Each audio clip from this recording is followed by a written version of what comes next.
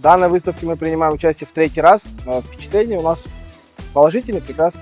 Был проявлен интерес к нашей продукции, так как у нас более 12 тысяч наименований товару, и почти каждый клиент был наш потенциальный клиент. Заключили более 10 договоров о партнерстве, и еще мы будем приглашать к нам на выставочный павильон в офис. Обязательно планируем участие в выставке в следующем году.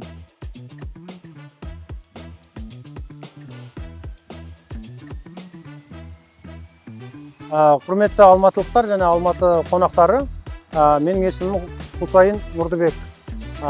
Біздің компаниямыз осы Forex Қазақстан көрмесіне екінші жылы қатынасып жатырмыз.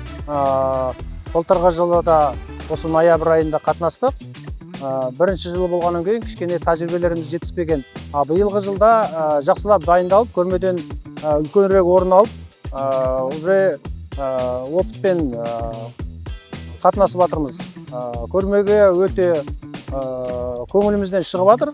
Биыл көрменің ұйымдастырылуы сондай жоғары деңгейде.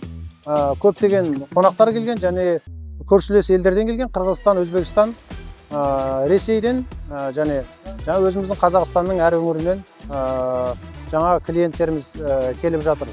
Көрменің ұйымдастырылуына жан ризамыз. Керемет. Біздің стендімізге әрине көптеген адамдар қызығып жатыр.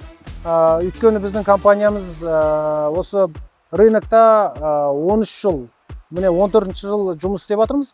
Қазақстанның қонақжайлылық және туризмнің дамуына бір кісілік үлесімізді қосып жатырмыз. Өйткені біздің компаниямыздың полуфабрикатный производствосы бар және Қытай, Түркия сияқты алыс жақынды шет елдермен жұмыс істеп жатырмыз. Және Қазақстанда қазір туризм саласының дамуына байланысты көптеген елдермен визасыз режимнің қолданылуына байланысты өте көп туристер.